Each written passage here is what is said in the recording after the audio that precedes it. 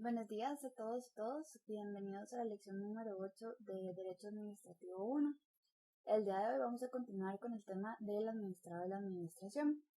En concreto nos vamos a enfocar en lo que es el régimen de garantías de los administrados en sus relaciones con la administración pública. La semana pasada, vamos a aprovechar para hacer un poco de recapitulación y conectar los dos temas. La semana pasada conversamos sobre el concepto del administrado y sus diferentes posiciones frente a la administración.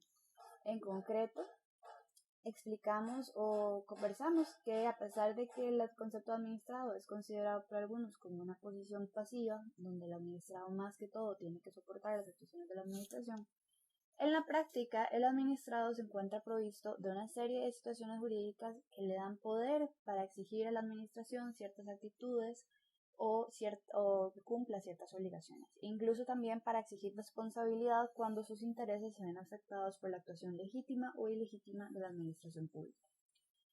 En este caso, entonces, tenemos que recordar que el administrado va a ser cualquier sujeto de derecho privado, persona física o jurídica, que sea destinatario del ejercicio de una potestad o una competencia de la administración.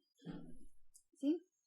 Respecto de las situaciones pasivas o activas que puede tener el administrado frente a la administración, recordemos que el administrado tiene una serie de libertades que básicamente son una burbuja de acción donde nadie puede interferir, ni siquiera la administración pública.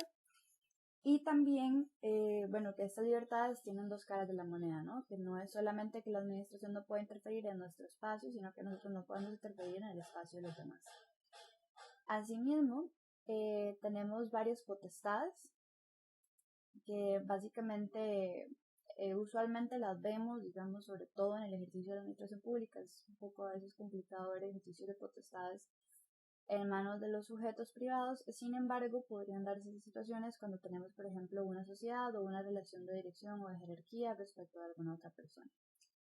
En concreto, los que más nos interesan son los derechos subjetivos y los intereses legítimos. Los derechos objetivos entendidos como aquel que está reconocido de forma previa dentro del ordenamiento jurídico, que nos da una capacidad de exigir ciertas conductas a la administración, como por ejemplo cuando se nos va a expropiar tenemos la capacidad de exigir que se nos pague lo que se nos tiene que pagar, e incluso tenemos la capacidad de oponernos al avalúo que está presentando la administración.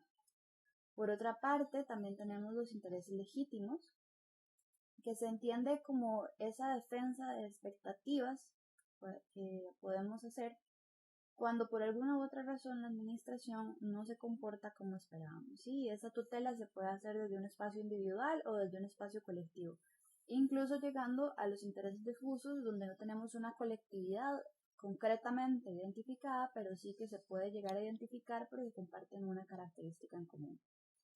Por otro lado, tenemos las situaciones pasivas, que son las que tenemos que soportar como administrados. En resumen, tenemos las cargas, que son aquellas obligaciones que tenemos que seguir si queremos obtener un beneficio. Por ejemplo, presentar los requisitos o presentar prueba cuando estamos alegando algo. Los deberes, que se refiere sobre todo a los deberes públicos, como el derecho al trabajo o el deber a votar.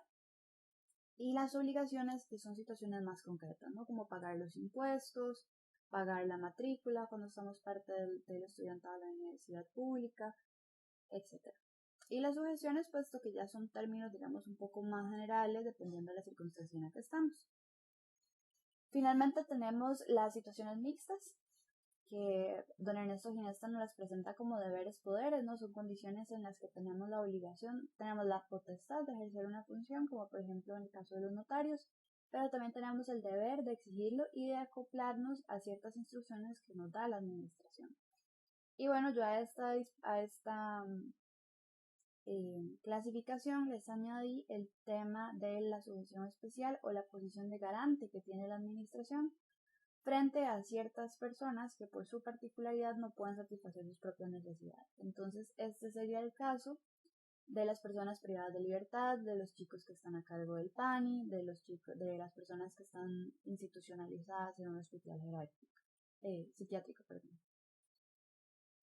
Entonces, bueno, teniendo claro un poco este panorama de las situaciones activas y las situaciones pasivas, el día de hoy vamos a ver una serie de derechos o garantías que están ahí para tutelar al administrado cuando la administración pública está ejerciendo su actividad. Puede sonar un poco redundante respecto a todo lo que hemos estado hablando, ¿no? Porque hemos dicho que el derecho administrativo, pues uno de sus principales objetivos es principalmente limitar la actuación de la administración. Lo que sucede es que en el marco de las actuaciones de la administración pública podemos encontrarnos muchas situaciones diversas, muchas de las cuales derivan en un procedimiento administrativo. Y recordemos que el procedimiento administrativo es aquella serie de etapas o pasos que tiene que seguir la administración pública para poder tomar una decisión y ejecutar alguna situación en particular, ¿sí? Entonces, recordarán, como les había comentado, también les había explicado que estos procedimientos usualmente tienen elementos materiales y elementos formales. Entre los elementos materiales nos encontramos propiamente el procedimiento, los pasos que hay que seguir, pero dentro de los elementos formales también nos encontramos que el proceso tiene que estar bien fundamentado, tiene que tener un motivo, tiene que tener un contenido, tiene que tener un fin. Dentro de los materiales nuevamente tenemos que tiene que haber una persona encargada de realizar esa tarea que esté investida con ese propósito. Y dentro de los materiales también tenemos la forma. Dentro del procedimiento hay ciertas garantías, hay ciertos elementos procesales, pongámoslo así, o derechos que tiene el administrado que se tienen que respetar sí o sí. Y son derechos, digamos, básicos o fundamentales para cualquier administrado a la hora de interactuar con la administración pública.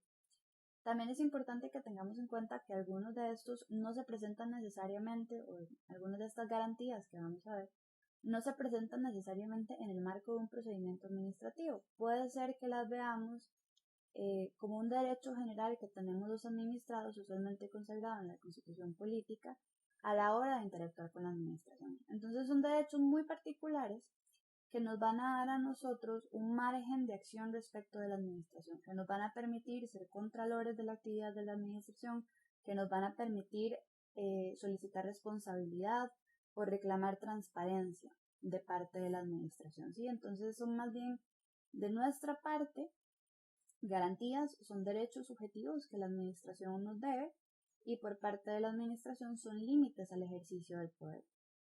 ¿Sí? Estas garantías están ahí no solo para tutelar al administrado como tal, sino también para tutelar la colectividad. Y vamos a ver, entre más las estudiemos, que están hechas para garantizar que la administración actúe de forma eficaz, pero sobre todo justa y no arbitraria. ¿Sí? Y para procurar también el bien común, que no haya un aprovechamiento ilegal de recursos, que no haya un desvío de dineros. Entonces, es un régimen, por decir algo, son como las reglas del juego cuando nosotros interactuamos con la administración, ¿sí? Son derechos que la administración no puede negar, no puede rechazar, que nosotros los tenemos, y siempre va a tener que respetarlos en cualquier tipo de relación que nosotros tengamos. Entonces, antes de iniciar concretamente con cada uno de estos derechos que consideramos garantías en la interacción con la administración, vamos a meditar un poquito sobre qué es el procedimiento administrativo. Entonces, como les comentaba, y no se me estresen mucho, este es un tema que ustedes en el próximo semestre van a ver en muchísimo más detalle, pero necesito ahorita que tengan en cuenta qué es el procedimiento. La Procuraduría General de la República nos explica qué es el cauce que debe seguir la administración para formar su voluntad. ¿Sí? ¿Cuál va a ser la voluntad de la administración? Bueno, digamos que contratar un camión de basura o emplear los servicios necesarios de la municipalidad para el alumbrado público o para construir postes o para quitar los cables. Ese es el fin que tenemos, para garantizar el interés común. Sin embargo, la administración, antes de poder ejecutar estas acciones, tiene que seguir un procedimiento administrativo. Y ese procedimiento va a estar estipulado ya sea en leyes especiales o en el reglamento de la municipalidad, o en su defecto, si no hay una estipulación clara, en la Ley General de Administración Pública. Recordemos que la Ley General de Administración Pública es la que nos da los pilares de cómo tiene que manejarse la administración, ¿sí? Fuera de ahí, una vez establecida esta Ley General, vamos a tener varias leyes especiales, como las leyes orgánicas, que nos van a decir específicamente cómo va a funcionar cada una de las instituciones. Ahora, el procedimiento administrativo, según nos dice la Procuraduría General de la República, es un procedimiento que tiene una doble finalidad. Y por un lado, la primera finalidad es garantizar o tutelar los intereses de los administrados. ¿Se acuerdan de los tipos de sujeciones que nos había comentado Ernesto Ginesta? Por un lado teníamos los que estaban ahí para tutelar directamente al administrado y por otro lado las que están ahí para tutelar a la administración. Lo mismo sucede con el procedimiento administrativo, ¿sí? Tiene el fin de tutelar los derechos o los intereses de los administrados. Entonces el procedimiento va a ser una garantía de que la actuación administrativa está respondiendo a los criterios objetivos, que está respetando los derechos de los ciudadanos y se está sometiendo al ordenamiento jurídico. Es decir, está respetando el principio de legalidad. Y por otro lado, va a buscar la eficiencia en la actuación administrativa. Entonces se va a regir por determinados principios y en particular por el principio del debido proceso. ¿Sí? Que se vayan a cumplir cada uno de los etapas procesales que se tienen que cumplir de la forma en las que se tienen que cumplir para garantizar la participación del administrado en el trámite, la tutela de la legalidad y sobre todo que la administración esté actuando en la forma más apropiada. ¿Sí? Ahora, vamos a hablar. ¿Cuáles son los derechos o los principios que actúan como garantías para el administrado y que conforman este régimen de garantías en las interacciones con la administración? Pues tenemos varios y me atrevo a decir que estos no son los únicos, pero tal vez sí los más emblemáticos. Entonces ya hemos visto en bastante detalle al principio de legalidad, lo que esto implica, por ejemplo, en la actuación discrecional de la administración, que no se puede obviar las normas técnicas, las normas de las lógicas, el bloque de legalidad, tiene que ser respetada la jerarquía entre las instituciones también, en fin, el que puede lo más puede lo menos, pero que siempre la administración tiene que acogerse a lo que el bloque de legalidad le indique. No va a poder actuar fuera de él. Pero tenemos otros principios que no hemos estudiado aún. En primer lugar, tenemos el debido proceso. En segundo, tenemos el derecho a la información general, el derecho de petición de los administrados, la intangibilidad de los actos propios, que eso lo vamos a ver un poquito más en detalle más adelante, y la simpleza de los trámites o la protección contra el exceso de trámites.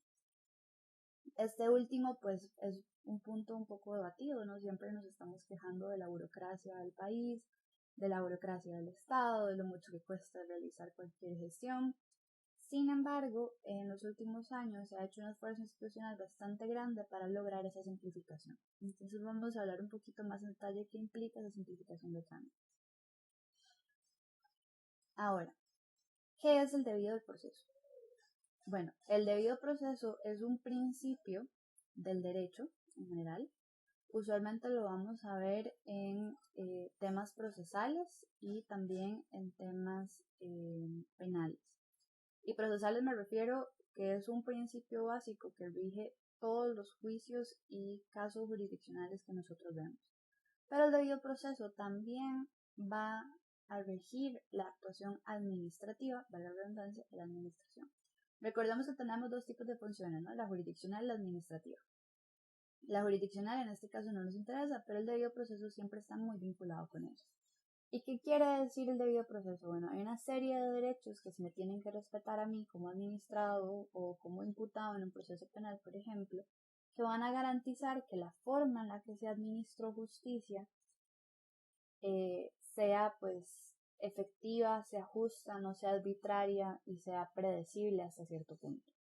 ¿Sí? Entonces por eso cada proceso judicial que ustedes van a estudiar en sus próximos años se van a dar cuenta que tiene una serie de etapas predefinidas que se tienen que seguir, una serie de requisitos que se tienen que cumplir sí o sí, y básicamente esto se traduce también en el área administrativa.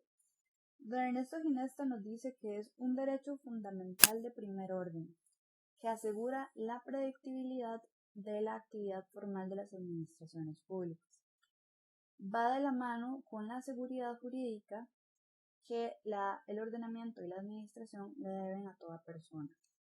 ¿A qué nos referimos con seguridad jurídica? Bueno, seguridad, ustedes van a recordar que cuando hablábamos del Estado absoluto, cuando el rey era el que mandaba y el que decidía qué se hacía, a una persona la podían mandar a la cárcel, por ejemplo, por simple orden del rey.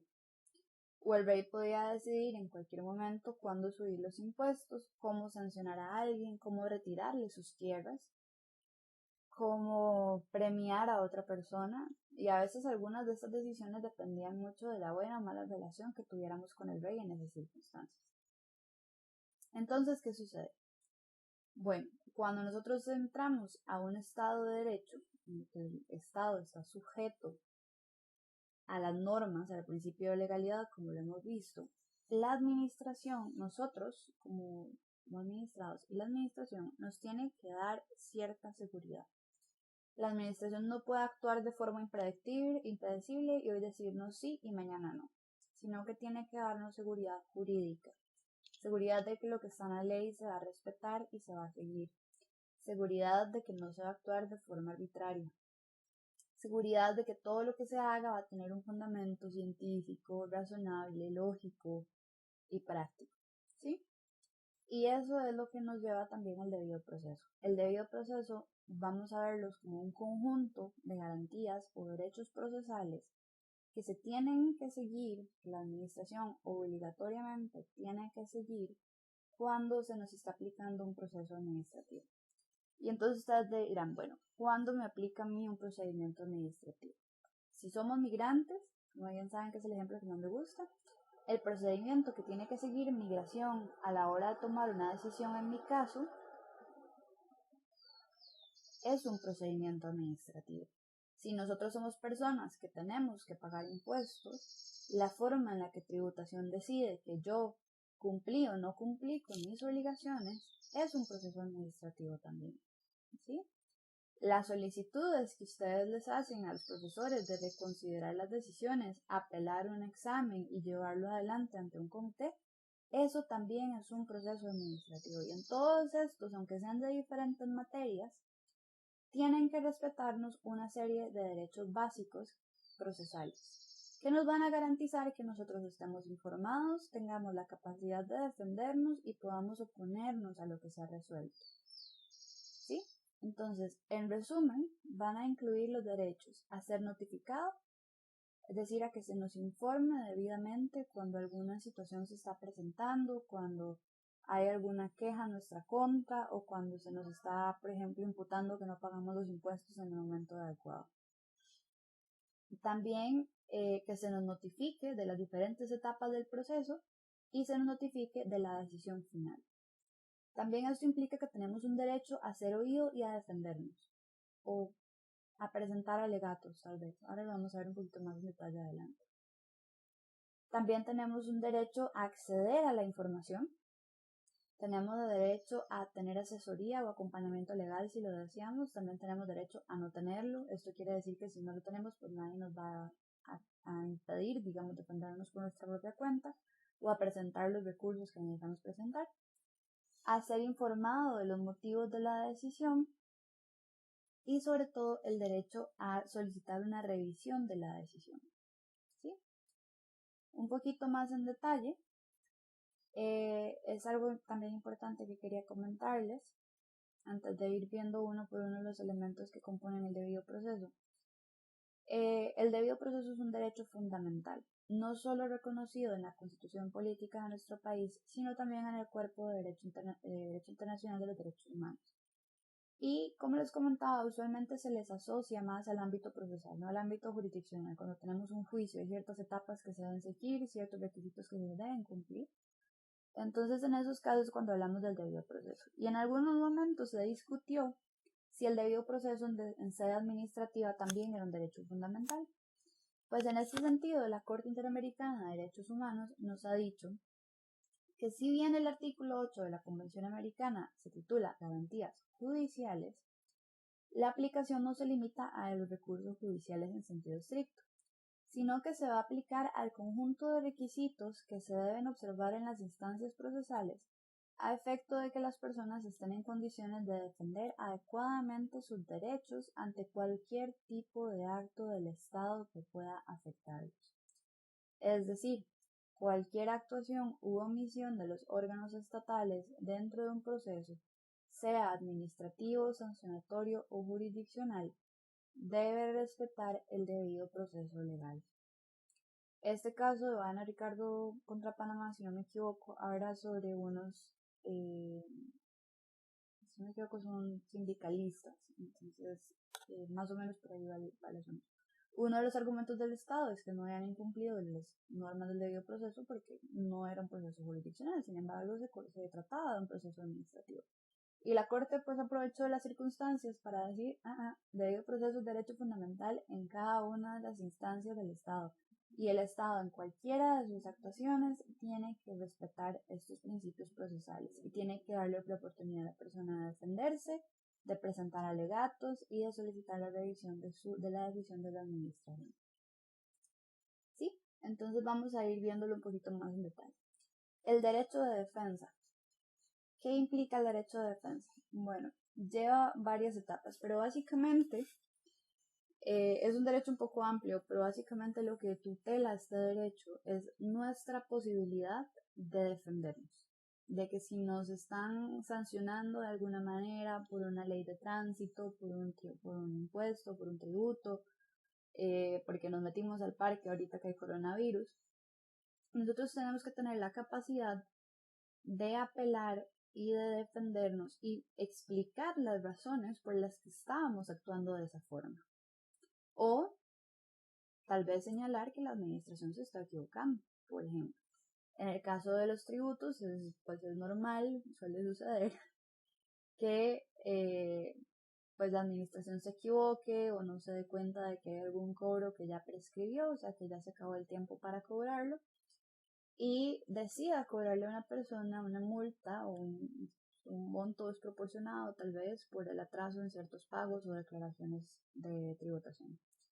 ¿Qué implica el derecho de defensa? Que la administración no va a poder llegar de una y decirnos, bueno, debe tanto y si no paga se le va a embargar su casa y lo vamos a mandar a la cárcel.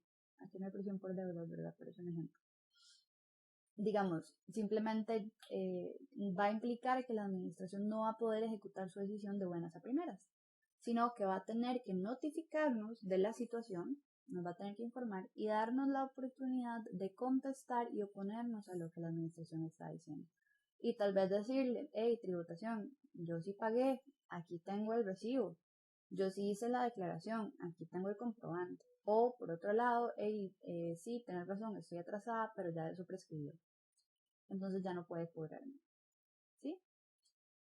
Para poder hacer eso, pues por lo general se va a pedir o se le exige a la administración que exista un expediente, que exista un orden en las cosas como las está llevando, para que nosotros podamos comunicarnos de forma efectiva con la administración y presentar todas las pruebas o alegatos de descargo que nos interesen. ¿Sí? Y por supuesto esto implica, ¿verdad? Que, como les comenté, que nos digan qué es lo que se nos está acusando o en todo caso qué es lo que, por qué razones se nos está negando alguna situación que estamos solicitando. ¿Sí?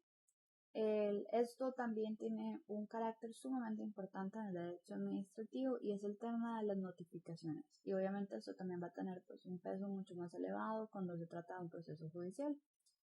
El derecho a las notificaciones es pues que se nos informe de las etapas del proceso, de las resoluciones, de los motivos por los cuales se nos quiere sancionar y que se nos den plazos para contestar.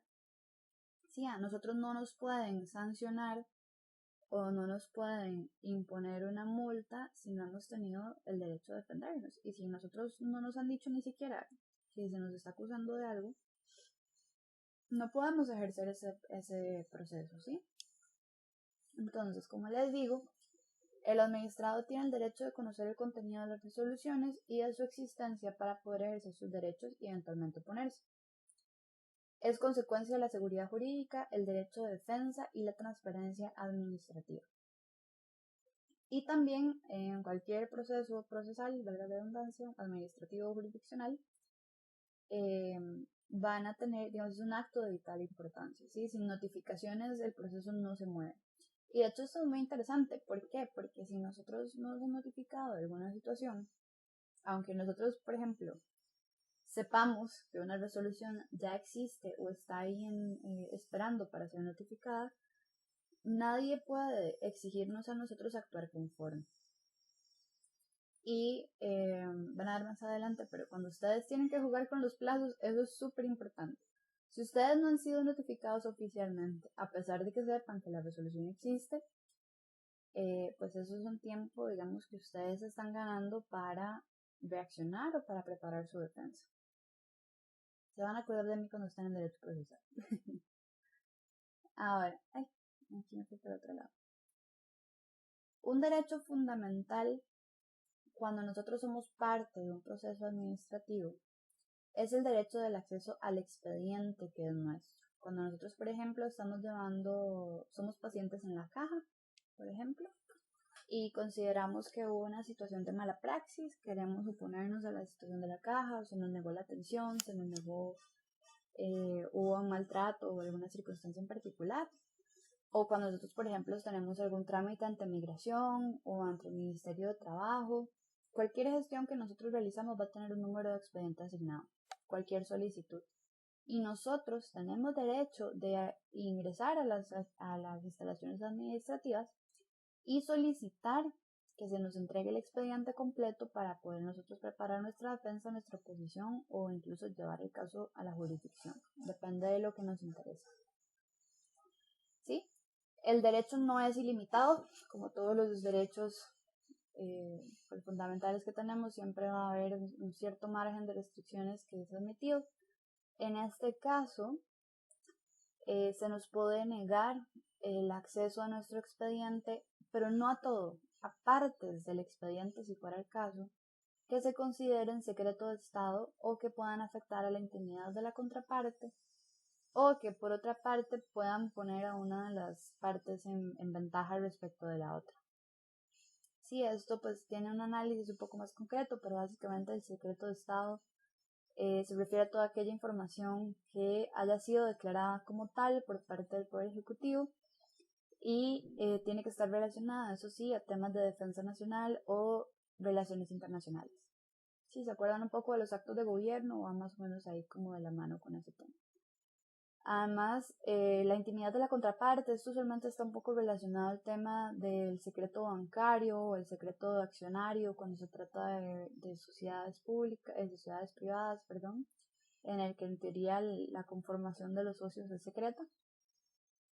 Entonces, en esos casos tenemos que, la administración va a tener que tener cuidado con qué información está poniendo a disposición de la parte y lo que van a tener que hacer es retirar los pliegos o las piezas del expediente que se refieren a esta información. Entonces nunca van a poder negarnos como tal el expediente, pero sí tal vez algunas piezas que estén contenidas en él. Ahora, algo muy importante es que cualquier denegación o cualquier negativa que nos dé la administración respecto al derecho a acceder a nuestro expediente tiene que estar ampliamente fundamentado. ¿Y por qué tiene que estar ampliamente fundamentado? Porque si nosotros nos queremos apelar o solicitar una revisión, tenemos que conocer en detalle los motivos por los cuales la administración se está oponiendo a entregarnos esta información. Y por otra parte, al ser este un derecho fundamental, reconocido en el artículo 30 de la Constitución Política, pues claramente tiene una tutela por parte de la jurisdicción constitucional. Es decir, que si en algún momento la administración nos niega el acceso a nuestro expediente, podemos simplemente ir y poner un recurso de amparo. También algo importante es que en sus relaciones con la administración no estamos obligados a ser formales. Las relaciones con la administración por lo general son de carácter informal, lo que quiere decir que no necesitamos un abogado para gestionarlas y por lo general vamos a poder actuar de forma verbal, no tenemos que presentar un escrito, a veces sí se nos solicita. Eso no es impedimento. Sí, entonces la Sala Constitucional nos ha dicho que es un derecho que se puede ejercer de forma verbal y que la entrega de la información debe ser inmediata, lo cual nos lleva a cuestionarnos ciertas prácticas, como que a veces en las autoridades de migración o en las autoridades de otras instituciones nos solicitan presentarnos una semana o dos después para poder tener acceso a nuestro expediente. ¿Sí? Entonces realmente habría que cuestionar la validez de prácticas como estas. Otros derechos que encontramos que son parte del debido proceso es el derecho a la motivación de las resoluciones. Ya les adelanté un poquito en la parte anterior, pero básicamente esto quiere decir que cualquier resolución que emita la administración pública tiene que estar ampliamente fundamentada y motivada. Como les recuerdan, la arbitrariedad está prohibida en el ámbito administrativo. La administración está obligada a actuar desde la legalidad y desde la igualdad para todas las personas. Entonces, en el momento en que se tome una decisión, que además tiene que estar amparada en el principio de legalidad, no nos olvidemos de esto, la administración está obligada a detallar con bastante cuidado cuáles son las razones que fundamentan su decisión, ¿sí? Por ejemplo, si el Ministerio de Salud decide cerrar las fronteras, bueno, en el acto, en el decreto que decide cerrar las fronteras, tiene que explicar a qué obedece esa decisión. En el caso concreto es, bueno, la posibilidad, el riesgo de que existan focos de contagio, la necesidad de tutelar la salud, son medidas extraordinarias que amerita la situación en la que estamos, pero que no podrían tomarse así como así, porque al ministro pues le dio la gana, ¿no? Tiene que tener una fundamentación. Ahora, la falta de fundamentación o de motivación es un vicio grave del procedimiento, ¿sí? Si una decisión no está fundamentada, puede ser considerada arbitraria y muy probablemente va a ser anulada o va a ser inválida del todo. Va a ser un tipo de nulidad absoluta, simplemente el acto no existe. Algo importante es que esta motivación, como les comentaba anteriormente, da pie a la participación del ciudadano en el control de legalidad, ¿sí? Es un medio del ciudadano de ejercer ese control democrático de la forma en la que está actuando la administración. Nos da la posibilidad a nosotros de supervisar esa respuesta que la administración nos está dando. Y también es un requisito, pues definitivamente es un requisito, para poder nosotros solicitar la revisión o solicitar un control jurisdiccional de la actuación administrativa. ¿A qué me refiero a un control jurisdiccional? Básicamente a ir a decirle al contencioso administrativo, hey, la administración no está actuando bien, defiéndame, ayúdeme. Y vea las pruebas y ve acá lo que se está haciendo, esto es ilegal, entonces por favor ordene a la administración que actúe conforme. ¿Sí? Dentro del contenido, pues ahí se ha elaborado ciertos puntos, pero básicamente la Sala Constitucional nos ha indicado que el mismo debe contener al menos la referencia a los hechos y los fundamentos de derecho y de la actuación administrativa, dado que el administrado necesita conocer las acciones o omisiones por las cuales simplemente ha sido sancionado o se le está denegando alguna solicitud que puede afectar sus intereses.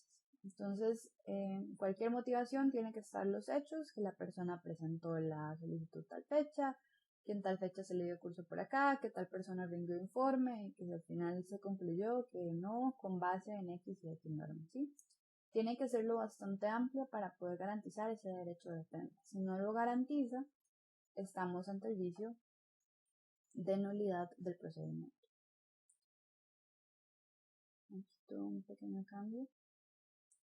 Ahora, otro derecho fundamental del debido proceso es a solicitar la revisión, ¿sí? A solicitar que haya una segunda instancia o un jerarca que revise la decisión que tomó el órgano al que estamos apelando. Cuando esto solamente se presenta cuando el acto administrativo va a tener un impacto sobre los derechos de los administrados, es decir, me están sancionando, me están negando alguna situación que yo estoy solicitando, o por lo general esas van a ser las circunstancias. Y los recursos ordinarios usualmente van a ser el de revocatoria y el de apelación. Hay un recurso extraordinario que acá no estoy viendo en detalle, que es el de revisión. Ustedes van a ver esto en muchísimo más detalle el próximo semestre, así que no se estresen, solo entiendan en este momento que hay un derecho a apelar y que está garantizado también constitucionalmente y legalmente.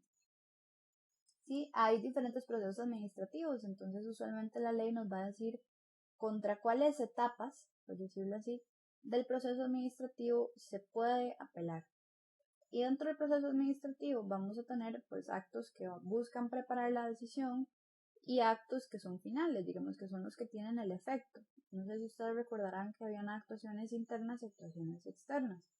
Bueno, en este caso en particular, lo que nos dice la Ley General de Administración Pública es que el recurso solo está disponible cuando el acto es final o cuando el acto ya tiene un efecto sobre nosotros, ¿sí? No va a tener recurso sobre los actos preparatorios, digamos, no va a haber recursos sobre un informe, no va a haber recursos sobre una consulta.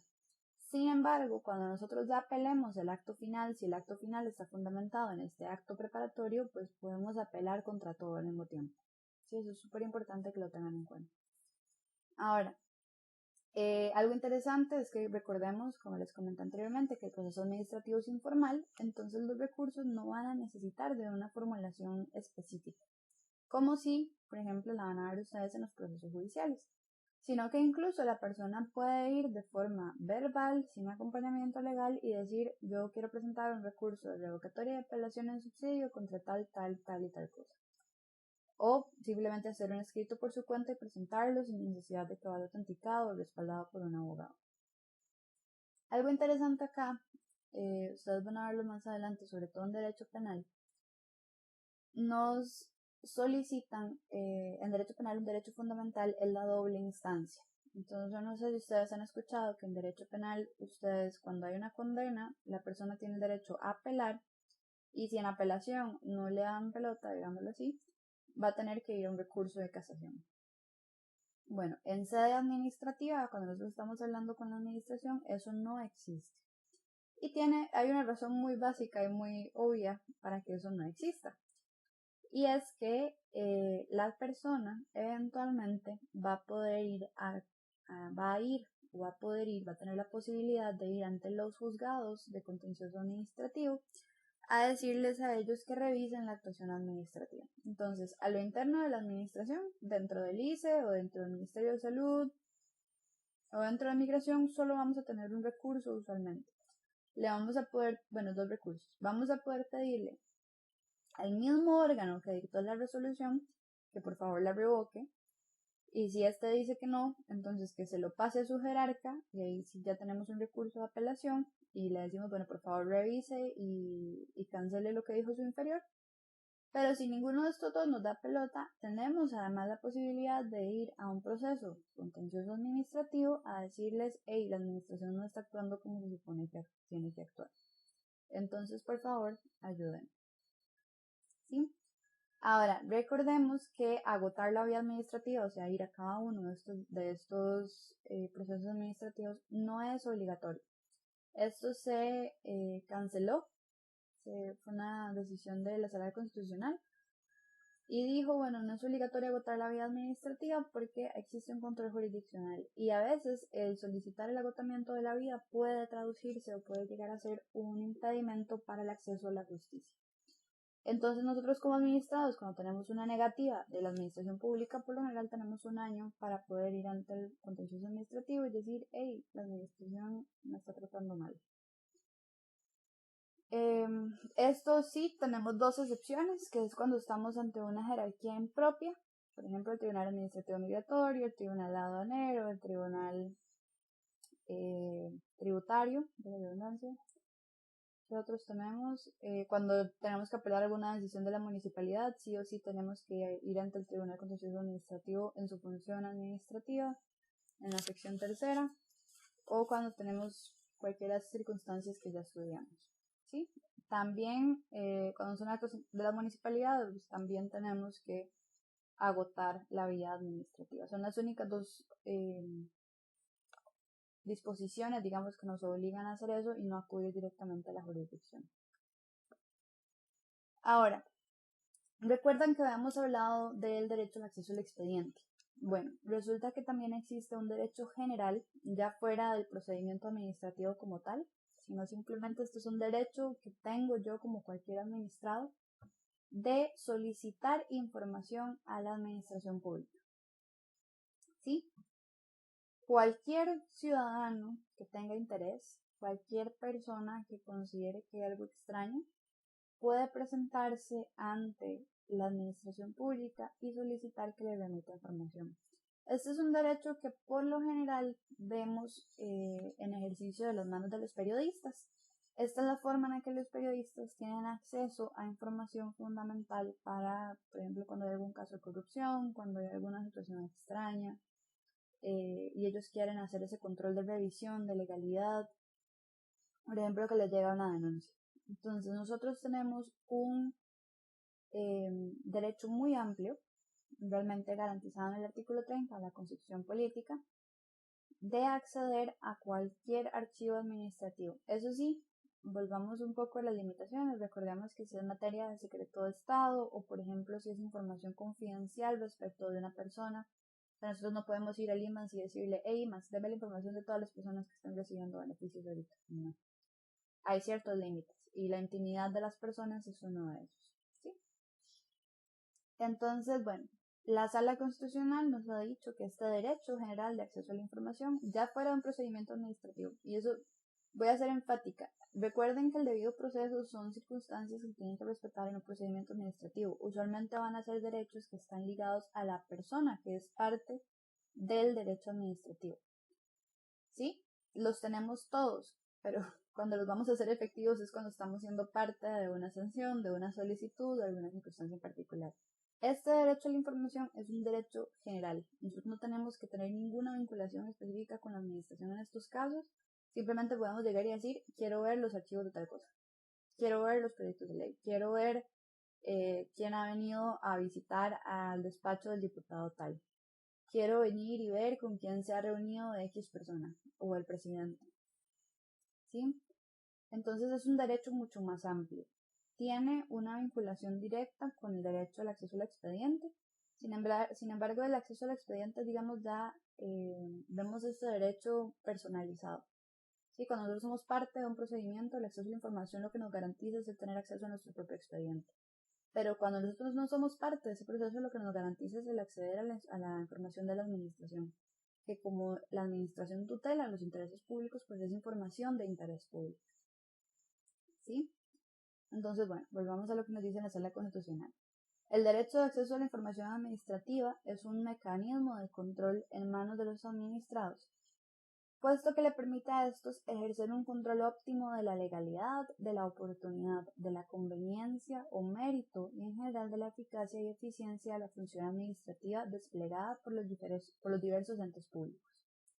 El contenido del derecho al acceso a la información es muy amplio, verdaderamente amplio, y se compone de unas de facultades en cabeza de la persona que lo ejerce, tales como el acceso a los departamentos y dependencias de las oficinas y edificios públicos. A nosotros no nos pueden negar el acceso a ningún edificio público.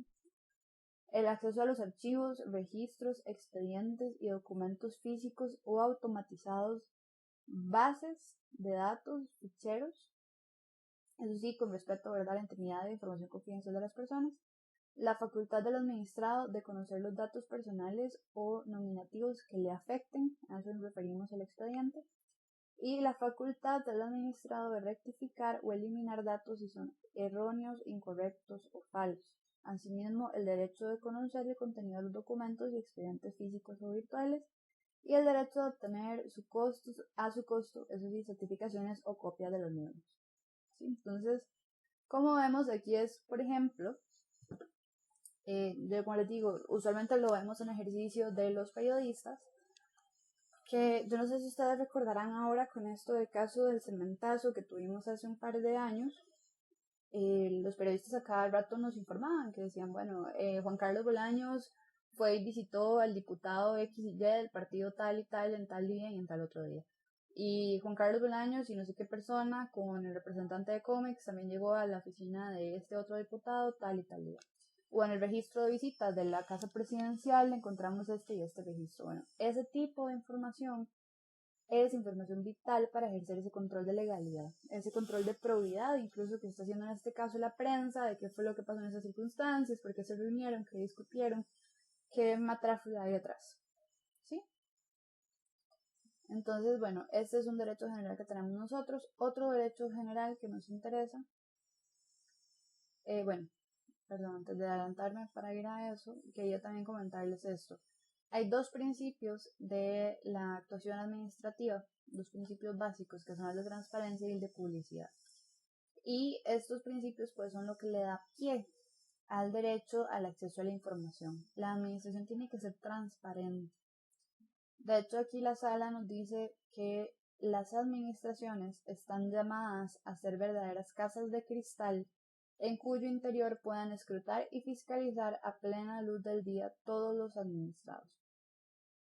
Las administraciones públicas deben crear y propiciar canales permanentes y fluidos de comunicación o de intercambio de información con los administrados y los medios de comunicación colectiva, en aras de incentivar una mayor participación directa y activa en la gestión pública y de actuar los principios de evaluación de resultados y rendición de cuentas actualmente incorporados a nuestro texto constitucional. ¿Qué quiere decir esto? Bueno, nosotros como administrados somos los principales interesados en que la administración actúe de forma clara. Y entonces la administración está obligada a darnos a nosotros los medios para hacer esos contralores, para hacer ese ejercicio, ese control en la actividad de la administración. Y por eso, pues tiene que dejarse ver, no pueden haber secretos, no pueden haber información oculta, no puede haber situaciones que escapen el control de los administrados. Cualquier decisión que se tome, cualquier política que se adopte, por ejemplo en este caso del cemento, tiene que estar ampliamente publicada, explicada, tienen que dar los fundamentos y sobre todo permitir que cualquier persona pueda llegar y escrutar qué fue lo que sucedió. ¿Sí? Y eso también implica pues no solo una actitud pasiva de la administración de dejar que nosotros revisemos, sino también una actitud activa de la administración de poner a disposición de nosotros esa información por medio de sitios web, por medio de la Gaceta, por medio de los periódicos, hacer campañas informativas, poner recursos donde las personas simplemente puedan acceder y de la forma más sencilla puedan controlar lo que está sucediendo. Y cualquier decisión que se adopte, poder en su caso solicitar algún tipo de revisión o algún tipo de explicación de lo que está sucediendo.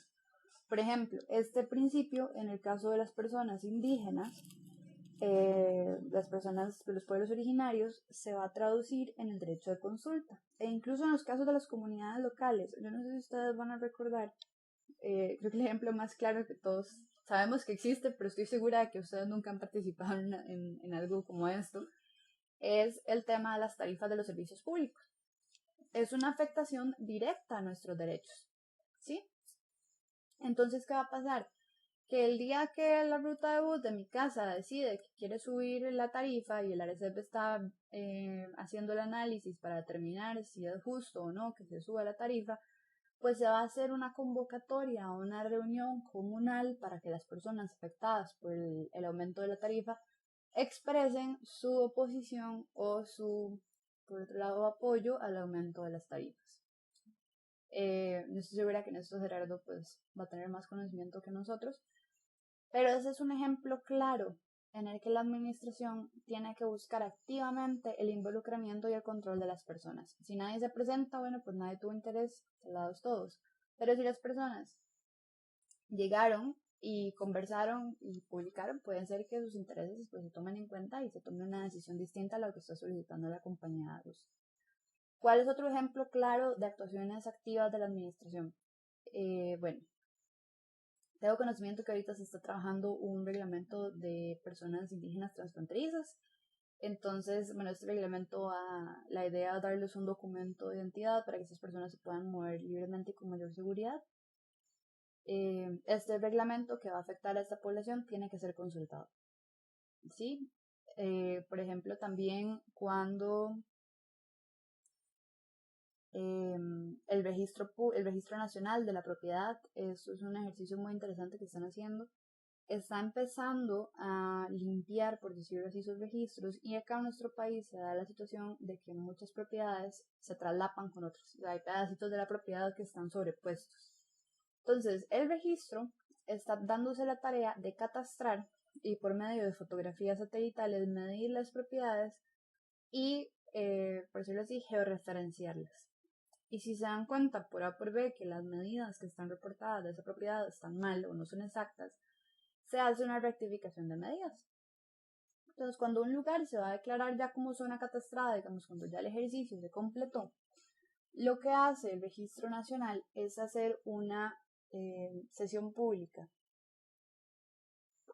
en la que presenta los resultados de la medición de cada uno de los lotes e invita a las personas o a los propietarios de esa zona. Y cada uno de los propietarios va a tener la posibilidad de comprobar si su propiedad fue o no rectificada o fue o no afectada por el catastro. Si esto se da, la persona tiene derecho a oponerse o a solicitar alguna reconsideración o a solicitar que se le rectifique o que se hagan ahí los trámites necesarios. Entonces aquí vemos cómo son ejemplos de transparencia, ¿sí? No es simplemente hacer las cosas por hacerlas, no. Los ciudadanos tienen que estar informados, las personas tienen que estar informadas, tienen que tener la capacidad de ejercer sus derechos, de oponerse, de expresar sus opiniones respecto de lo que la administración está haciendo. Y para eso, yo como administración tengo que ser transparente, pero eso no significa quedarme sentada y dejar que me vean, sino yo también exponerme y explicarle a las personas, tomar una posición activa, utilizar un lenguaje sencillo, un lenguaje accesible, utilizar lenguaje de lesco o documentos en braille para que todas las personas puedan tener acceso debido a la información. ¿Sí? Otro derecho, digamos general, fuera del procedimiento, ya salimos, digamos, de lo que es el tema del debido proceso, es el derecho de petición. Y es un derecho muy interesante, regulado en la ley del 90-97, que es bastante reciente. Y pues es bastante interesante porque estaba garantizado en la Constitución Política, precisamente en el artículo 27. Se garantiza la libertad de petición en forma individual o colectiva ante cualquier funcionario público o entidad oficial y el derecho a obtener pronta respuesta. Resulta que como antes no había regulación al respecto, simplemente el artículo 27 fue desarrollado poco a poco de mano de la Sala Constitucional. Y la sala fue la que le fue dando los parámetros de cuánto se consideraba que era una pronta respuesta, por ejemplo, que son 10 días, quiénes están afectados por el derecho de petición, quiénes tienen derecho a solicitarlo, en qué circunstancias y cómo. Después de esto, toda esta jurisprudencia constitucional que se había creado alrededor del derecho a petición se consagró, por decirlo así, o se ordenó en una ley de regulación del derecho de petición. Entonces, nuestra doctrina nos explica que este derecho hace referencia a la facultad que tiene toda persona de dirigirse por escrito a cualquier funcionario público o entidad oficial con el fin de exponer un asunto de su interés. Esta garantía se complementa con el derecho a obtener pronta respuesta, pero esto no significa que lo que estemos pidiendo se nos vaya a conceder, es simplemente que tenemos derecho a exponer la situación. Y en otras palabras, es un derecho pues a pedir, no a obtener lo que se nos está pidiendo, aun cuando el funcionario público tenga que resolver con estricta sujeción a la ley. Sí, está basado simplemente en el derecho de los gobernados a dirigirse a la administración. Entonces vamos a ver que tiene algunas características interesantes que están resumidas en la ley. En particular, que lo puede ejercer cualquier persona, todo ciudadano en forma individual o colectiva ante cualquier institución, ya sea central o descentralizada, respecto de las materias de su competencia. Eso sí, nosotros no podemos ir a pedirle a la IA que nos ponga una instalación eléctrica, ¿verdad? Entonces tiene que estar relacionada específicamente con el tema que le toca a esa institución o a esa instancia o a ese órgano desarrollar. Se rige también por el principio de informalidad, sin embargo, cualquier petición que hagamos al amparo de esta ley tiene que ir por escrito y firmada por la persona. Y algo muy importante es que los asuntos no tengan ya un procedimiento preestablecido. Es decir, si yo quiero poner una instalación eléctrica en mi casa, probablemente ya el ICE va a tener un catálogo de trámites de qué requisitos tengo que presentar y cuál va a ser la forma de hacer esa petición. Pero si por el contrario yo quisiera gestionar, no sé, conversar sobre la posibilidad de poner tal vez internet en el parque de mi comunidad, por ejemplo, soy una asociación de desarrollo, Pues entonces, en el caso de que el ICE no tenga este trámite ya clarificado, o la compañía municipal de luz o electricidad de mi comunidad no tenga esto ya resuelto, pues entonces aquí sí tendría el derecho de presentar una petición. O por ejemplo, creo que este puede ser un caso muchísimo más sencillo cuando nos referimos a cuestiones municipales, cuando queremos, por ejemplo, hacer alguna actuación municipal, solicitar el permiso de uso del parque, tal vez solicitarle a la municipalidad algún servicio o alguna iniciativa en particular, como la recolección del reciclaje, o tal vez queremos poner parques o poner parques para perros, digamos que tal vez son iniciativas comunales. Puede ser que no tengamos un procedimiento establecido, entonces en estos casos tenemos derecho a presentar por escrito nuestra gestión ante la municipalidad, y la municipalidad nos tiene que dar respuesta en 10 días hábiles. Esto de conformidad con la ley y pues la jurisprudencia de la Sala Constitucional. Ahora, algo muy importante es que como es un derecho constitucional, igual que el derecho a la información, va a tener una protección jurisdiccional a través del recurso de amparo. Entonces, si la administración no nos ha dado ni siquiera un recibido en 10 días, si no nos ha dicho, hey, no voy a poder contestarle en 10 días, tenemos derecho de ir a la Sala Constitucional y exigir que este derecho se nos respete. Ahora, otro derecho, otra situación interesante o una garantía en particular es el tema de la intangibilidad de los actos propios. Esto es más que todo un principio, que básicamente lo que quiere decir es que la administración pública no puede rectificar o decir anular de oficio, es decir, por su propia cuenta, un derecho que ya nos fue concedido. Si nosotros, por ejemplo, vamos a migración y hacemos la solicitud de un X permiso migratorio, un permiso laboral, y resulta que el Ministerio de Trabajo da un informe negativo, pero la persona que gestiona la situación en migración se equivoca y nos concede el permiso. Ahí nos está dando un derecho a trabajar. Nosotros ya adquirimos, en el momento que migración nos aprueba el permiso, estamos adquiriendo el derecho a trabajar. Y si después la persona que estaba gestionando el trámite se da cuenta de que se equivocó porque traspapeló las cosas, porque no leyó bien el informe, por lo que sea, no va a poder simplemente llegar y decirnos, hey, se le cancela el permiso laboral. Eso no es así. Va a tener que seguir una serie de procedimientos, una serie de requisitos procesales para poder anular ese derecho. E incluso puede ser que tenga que ir eventualmente al contencioso administrativo para anular ese derecho. Eso sí, indemnizando a la persona todo lo que le tiene que indemnizar, ¿verdad? Si el contencioso administrativo le da permiso. Este principio de intangibilidad de los actos propios, que básicamente es nuestro derecho a que no nos quiten el derecho que ya nos fue dado, está regulado en el artículo 34 de la Constitución Política. Y lo que nos dice es que ninguna ley va a tener efecto retroactivo en perjuicio de persona alguna o de sus derechos patrimoniales adquiridos o de situaciones jurídicas consolidadas.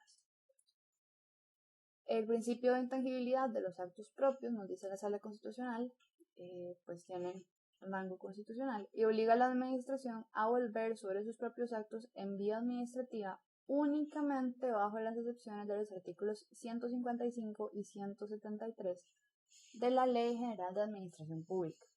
En cualquier otro caso, tienen que acudir al proceso de lesividad ante el juez contencioso administrativo. En este no vamos a entrar en muchos detalles, ustedes definitivamente lo van a ver en más detalles, si no me equivoco, en Administrativo 3 o Administrativo 4, pero sí tienen que tener en cuenta que nosotros como administrados pues no se nos puede quitar así como así lo que ya se nos dio. Si se nos dio un permiso, si se nos dio una autorización, si se nos dio una licencia, la administración va a tener que seguir dos tipos de procesos. Uno, si hay una nulidad manifiesta, absoluta y completamente evidente en lo que pasó, pedirle a la Procuraduría General de la República que se pronuncie sobre esa nulidad, confirme que es una nulidad evidente y tal vez en esas circunstancias pueda en sede administrativa retirar el permiso. Pero si la nulidad o el fallo o el error no es evidente y manifiesto, va a tener que ir ante un juez y solicitarle al juez que nos anule ese derecho. Y nosotros en ese proceso pues vamos a tener claramente toda la capacidad de defendernos y solicitar que se nos pague si fue un error y se nos está causando algún perjuicio. En este sentido, Sala Constitucional nos ha dicho o ha rectificado que a la administración le está vedado, confirmado, que a la administración le está vedado suprimir por su propia acción aquellos actos que haya emitido confiriendo derechos subjetivos a los particulares. Así, los derechos subjetivos constituyen un límite respecto de las potestades de revocación de los actos administrativos, con el fin de poder exigir mayores garantías procedimentales.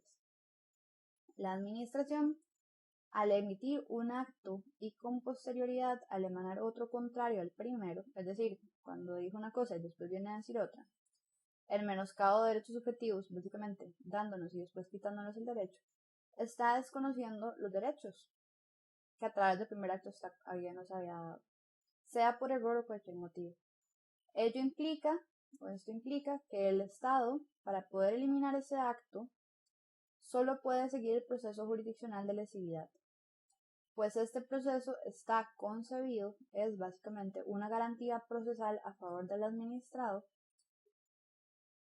y si no es esto, pues entonces va a tener que ir en vía administrativa en el caso de nulidades absolutas exclusivamente.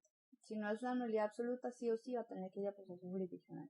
Si por fácil les queda alguna duda de esto, me indican, me explican. Recuerden que siempre tienen cualquier libertad de preguntarme. Pero básicamente lo que necesito que ustedes entiendan es que una vez que nos dieron un derecho, no lo pueden quitar así como así. Y vamos a tener una tutela un poco más fuerte. ¿Sí?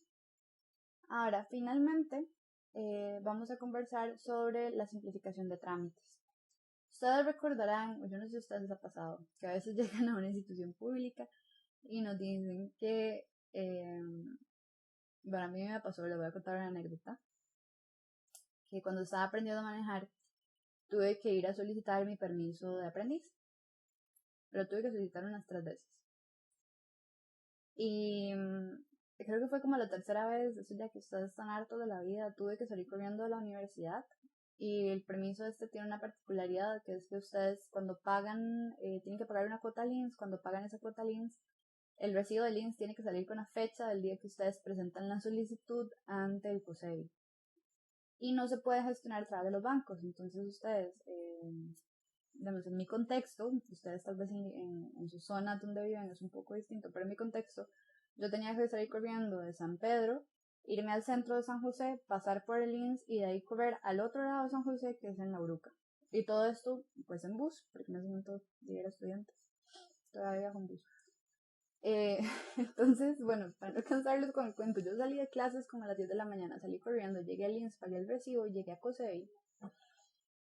Y tuve que hacer fila como 3-4 horas, no había almorzado, con costos me dejaron entrar porque las personas que estaban resolviendo trámites duraron como 2 horas en su almuerzo, y después de las 4 o 5 horas de estar haciendo fila, llegué por fin a donde la persona que me tenía que dar el permiso, reviso los requisitos y me dice que no me va a dar el permiso porque la certificación médica, el dictamen médico, tenía la fecha en números y tenía que estar escrita en letras. Y bueno, ustedes podrán imaginarse mis ganas de quemar el COSEBI. Entonces yo no sé ustedes si han sido usuarios de los servicios públicos, a donde siempre les dice, bueno, ¿dónde quedó el tema de la simplificación de trámites y de la protección contra el exceso de requisitos que se supone que tenemos nosotros en el país?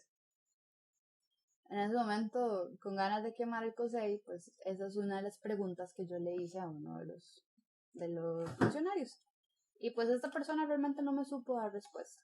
Ahora, la simplificación de trámites no es como uno esperaría, simplemente una directriz de que los funcionarios pues tengan que cumplir, de ser amables y tratar de facilitarle a uno la vida, aunque uno esperaría que así fuera, sino que se refiere más que todo a una mejora regulatoria y a un ejercicio que está haciendo ahorita la administración para poder cumplir con el artículo 269 de la Ley General de Administración Pública, Nuestra administración pues ha crecido de forma desmedida y con eso lleva a una serie de controles burocráticos, controles que, como les he comentado muchas veces, pues van de la mano con la prevención, digamos, de casos de corrupción. Entonces, digamos, para evitar ese tipo de cosas, para evitar desvíos de dinero, para poder fortalecer los controles, la administración ha ido creciendo en trámites y en requisitos y en procesos y en etapas y controles, y se ha ido haciendo hasta un punto de que la burocracia se ha vuelto un obstáculo para una administración efectiva, simple, célere y eficaz. Y esto pues claramente ha tenido también su impacto en la complejidad y en la economía.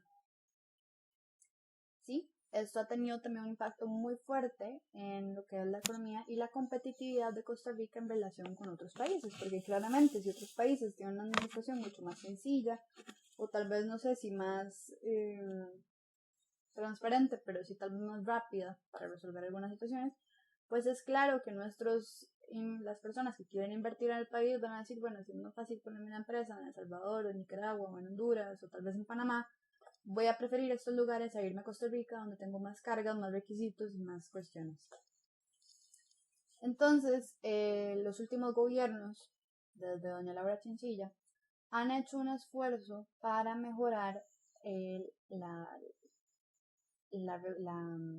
las regulaciones acá en el país y para reducir un poco esa burocracia, hacer los trámites más céleres y facilitar el tema de la inversión. Ahora, a través de la ley 8220, si no me equivoco, que vamos a ver un poquito más adelante, se creó la Dirección de Mejora Regulatoria, que es una dependencia del Ministerio de Economía y Comercio, del MEIC, y esta dirección básicamente se encarga de coordinar los esfuerzos de simplificación de trámites de toda la administración. Entonces, ¿se acuerdan de las potestades de planificación y coordinación? Bueno, aquí vemos un ejemplo muy claro. El MEIC está al tanto de que cada una de las dependencias administrativas, desde el Tribunal Supremo de Elecciones hasta el Ministerio de Salud, desde la más centralizada a la menos descentralizada, estén o sigan este lineamiento de reducción de trámites. E incluso se ha aprobado en este gobierno una moratoria para no crear más trámites y requisitos, sino más bien simplificarlos. Entonces incluso se ha elaborado un manual de cómo tienen que hacer ellos la revisión de estas regulaciones, de sus reglamentos, de sus directrices, de sus instrucciones, para que el proceso sea mucho más accesible y fácil para el administrado. Dentro de los objetivos que tiene la dirección está fortalecer la competitividad del sector productivo nacional mediante la mejora regulatoria y la simplificación de trámites claves, facilitar las condiciones que permitan el acceso y el adecuado funcionamiento del mercado nacional y promover un marco regulatorio claro y eficiente que brinde seguridad jurídica al administrado y propicie servicios del Estado eficientes. O sea, en otras partes o en otros lenguajes, que no nos pase lo que a veces nos pasa. Por ejemplo, antes cuando uno iba a solicitar el protocolo de notariado, le decían que tenían que estar inscrito en la caja, pero entonces la caja le decía a uno que tenía que tener facturas de 6 meses de los servicios que ya le habían implementado. Entonces, digamos, ustedes quedan atrapados, y eso le pasa mucho a las personas migrantes, quedan atrapados en un círculo vicioso, en que una administración no le da un requisito que necesita para otra administración porque no tiene el requisito que la misma le está pidiendo. Entonces, la mejora regulatoria precisamente va orientada en este sentido, ¿no? En hacer esos trámites más simples, más coherentes, en no hacer que el administrado tenga que repetir una y otra vez y que hacer un trámite sea un martirio, como fue el COSEBI para mí aquel día. Entonces, en este marco y con este norte es que se adopta la Ley 8220, que es la de protección al ciudadano del exceso de requisitos y trámites administrativos. Y tiene ciertos aspectos claves que de hecho a mí me parecen bastante interesantes. Primero que todo, es aplicable a toda la administración, desde el Estado hasta la Universidad de Costa Rica.